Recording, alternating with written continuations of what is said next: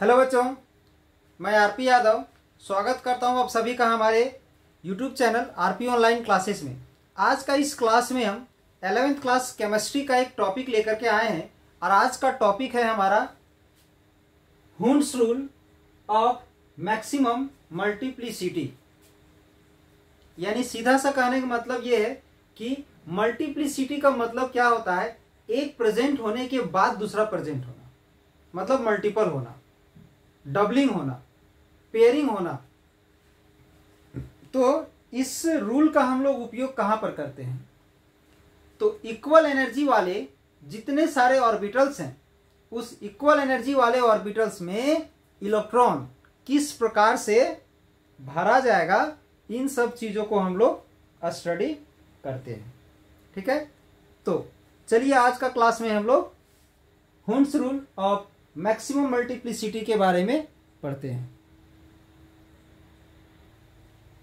ध्यान दोगे, Hund's rule of maximum multiplicity, इसमें क्या बताया गया है। This rule states that when more than one orbitals of equal energy are available, यानी जब इक्वल एनर्जी वाले एक से अधिक ऑर्बिटल जब अवेलेबल हो, मतलब जब प्रेजेंट हो, तब हम लोग क्या करते हैं, the electrons will first occupy these orbitals singly with parallel spin. यानी इक्वल एनर्जी वाले में पहले सिंगल सिंगल इलेक्ट्रॉन आएगा, वो भी पैरेलल स्पिन का। ठीक है, यानी समान डायरेक्शन वाले। इसके बाद the pairing of electrons will then take place. जब सिंगल सिंगल इलेक्ट्रॉन आ जाएगा तब उसके बाद हम लोग इसमें पेयरिंग स्टार्ट करते हैं। इसके लिए इलेक्ट्रॉनिक कॉन्फ़िगरेशन पता होना चाहिए। तो इलेक्ट्रॉनिक कॉन्फ़िगरेशन जो है सो इससे पहले वाले क्लास में हम बता चुके हैं और उसका वीडियो जो है उसको हम अपलोड करके भी रखे हैं, उसको आप लोग ध्यान से देखोगे क्लियर हो जाएगा। तो चलिए हम सबसे पहले एक एग्जांपल लेते हैं। यहाँ पर कार्बन का एटॉमिक नंबर है 6। कार्बन का एटॉमिक नंबर 6 है। अब अगर इसका हम लोग इलेक्ट्रॉनिक कॉन्फ़िगरेशन लिखते हैं 1s2 2s2 2p2, अब ये कहां से आया, इसके लिए हम अपवाउ प्रिंसिपल पिछले वाले क्लास में बताए हैं। तो पिछला वाला क्लास को अगर आप लोग नहीं अटेंड कर पाए हो तो उसका वीडियो अपलोड करके रखे हैं, उसको आप लोग देख लोगे। तो अब इसमें ध्यान रहे, s में एक ऑर्बिटल होता है, ध्यान देना। जैसे s में मैक्सिमम नंबर ऑफ इलेक्ट्रॉन 2 होता है, p में मैक्सिमम नंबर ऑफ इलेक्ट्रॉन 6 होता है, और d में मैक्सिमम नंबर ऑफ इलेक्ट्रॉन 10 होता है, और f में मैक्सिमम नंबर ऑफ इलेक्ट्रॉन 14 होता है। तो एक ऑर्बिटल में मैक्सिमम 2 इलेक्ट्रॉन रह सकता है। तो इसके लिए s के लिए कितना ऑर्बिटल चाहिए, s के लिए एक ही ऑर्बिटल काफी है, क्योंकि 2 ही इलेक्ट्रॉन है उसमें, और एक ऑर्बिटल में 2 इलेक्ट्रॉन रह सकते हैं। 2 इलेक्ट्रॉन इसमें इस प्रकार से रह सकता है। अब इसमें 6 इलेक्ट्रॉन है, तो 6 इलेक्ट्रॉन के लिए कितने ऑर्बिटल चाहिए, एक ऑर्बिटल में 2 इलेक्ट्रॉन रह सकता है, तो 6 इलेक्ट्रॉन के लिए 3 ऑर्बिटल चाहिए। यानी इसमें 3 ऑर्बिटल होता है, किसमें, तो p में।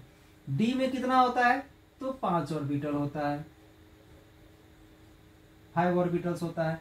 और इसमें कितना होता है, तो इसमें 7 ऑर्बिटल्स होता है।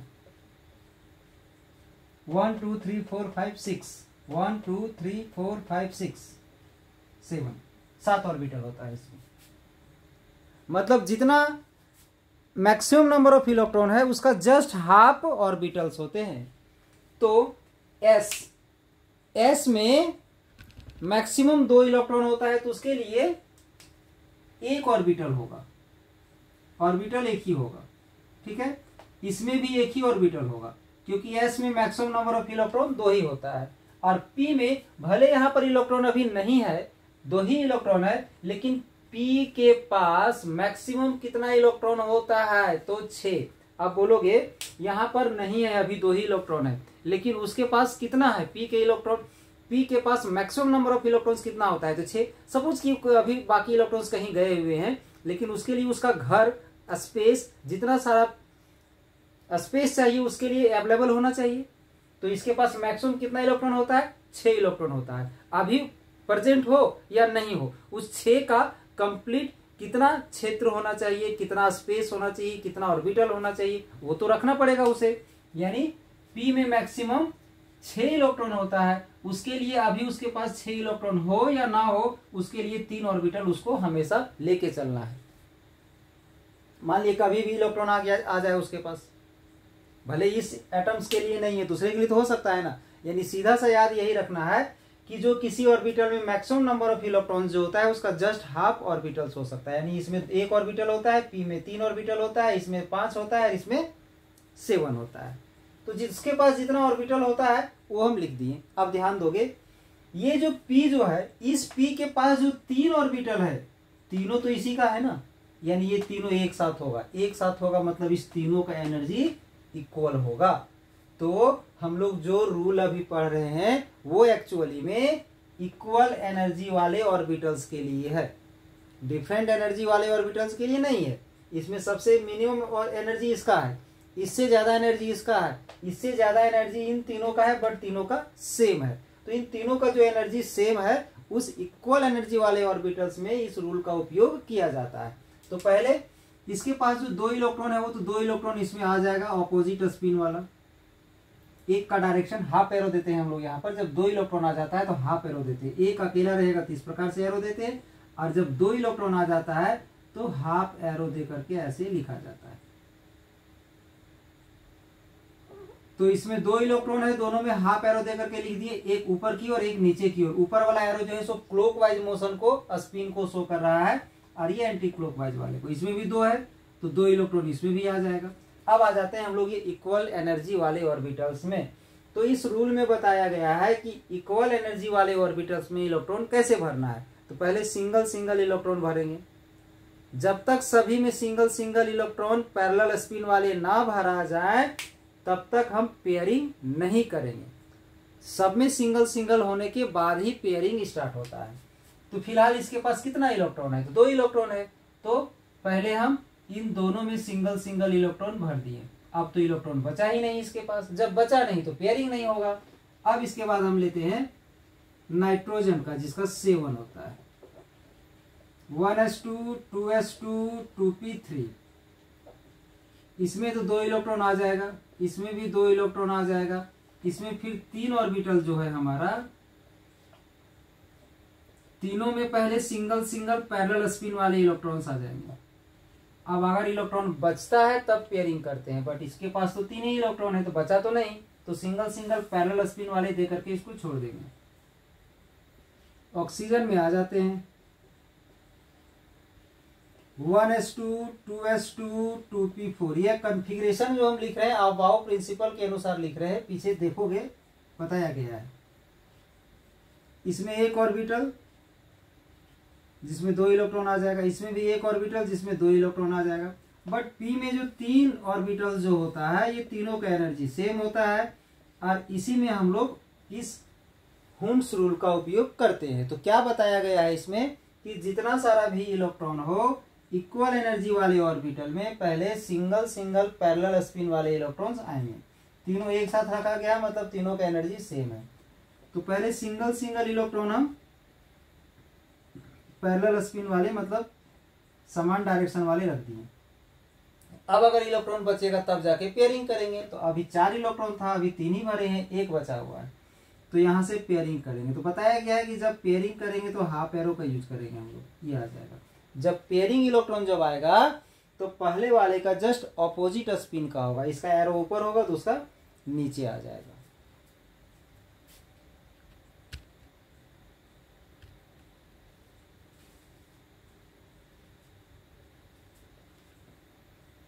अब अगर हम फ्लोरीन को लेते हैं जिसका 9 होता है, 1s2 2s2 2p5।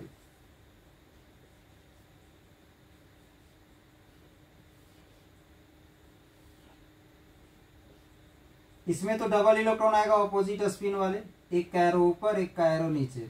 अब इसमें पहले सिंगल सिंगल इलेक्ट्रॉन हमें पैरेलल स्पिन वाले भर देते हैं। 3 हो गया। बचा कितना, अभी भी इसके पास 5 था, 2 इलेक्ट्रॉन बचा हुआ है। तो 2 इलेक्ट्रॉन में से पेयरिंग अगर होगा तो एक का एरो ऊपर चला जाएगा और दूसरे का नीचे आ जाएगा। इसमें भी एक का एरो ऊपर चला जाएगा और दूसरा नीचे आ जाएगा। मतलब जब भी पेयरिंग स्टार्ट होगा तो अपोजिट स्पिन वाला, और पेयरिंग तभी स्टार्ट होगा जब पहले से एक इलेक्ट्रॉन भरा हुआ हो। अब अगर यहां से हम नियॉन ले लेते हैं जिसका 10 है, 1s2 2s2 2p6,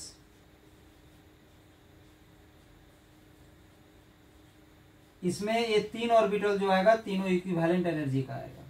तो इसमें तो 6 इलेक्ट्रॉन है, इसमें तो पेयरिंग होगा ही होगा। तो पहले single single electron parallel spin वाला हम इसमें भर लेते हैं। अब 3 भर दिए, 3 अभी बचा हुआ है, तो सभी में पेयरिंग होगा। जो पेयरिंग होगा ना वो अपोजिट स्पिन वाला होगा। यानी इसमें यही बताया जाता है कि इक्विवेलेंट एनर्जी वाले ऑर्बिटल में पेयरिंग तब तक स्टार्ट नहीं होगा जब तक कि सभी में पैरेलल स्पिन वाले सिंगल इलेक्ट्रॉन ना भर जाएं। और पैरेलल स्पिन वाले जब सिंगल इलेक्ट्रॉन भर जाते हैं सभी में, तब उसके बाद हम लोग क्या करते हैं कि इसमें पेयरिंग स्टार्ट करते हैं। और वो जो पेयरिंग स्टार्ट करते हैं पहले वाले इलेक्ट्रॉन का जस्ट ऑपोजिट स्पिन का होता है, मतलब उल्टा डायरेक्शन का होता है। तो ये था हमारा आज का छोटा सा video Hund's rule of maximum multiplicity का, जो 11th क्लास केमिस्ट्री में बहुत ज्यादा पूछा जाता है और इसे कुछ न्यूमेरिकल्स भी पूछा जाता है। तो आज का क्लास आप लोग को कैसा लगा इसके लिए कमेंट्स करना ना भूलें। और अगर चैनल को सब्सक्राइब नहीं किए हैं तो चैनल को सब्सक्राइब कर दें और बेल आइकन को दबा दें और इस लिंक को दोस्तों को शेयर कर दें ताकि वो भी इसका लाभ उठा सके। तो आज का ये छोटा सा क्लास हम यहीं समाप्त करते हैं। तब तक आप लोग पढ़ते रहिए, खुश रहिए। जय हिंद, जय भारत।